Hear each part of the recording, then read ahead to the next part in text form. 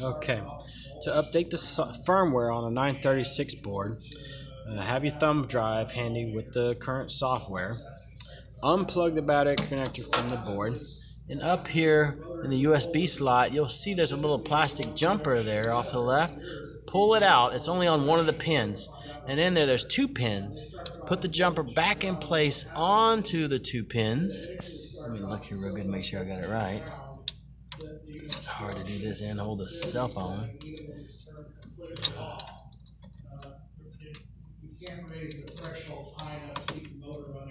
Yeah. So once you have that jumper in place across the two pins, then plug in your thumb drive. Plug the battery power back into the board.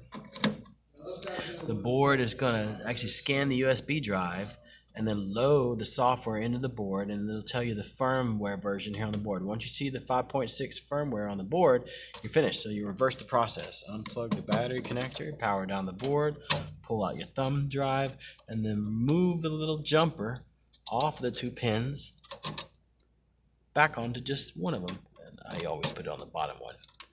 And then you can plug the board back in. It'll power up like normal.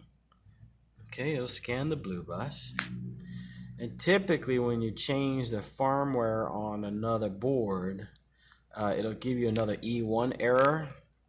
And when you're in that situation, because right now I just actually load the same firmware into the same board, so it saw no change.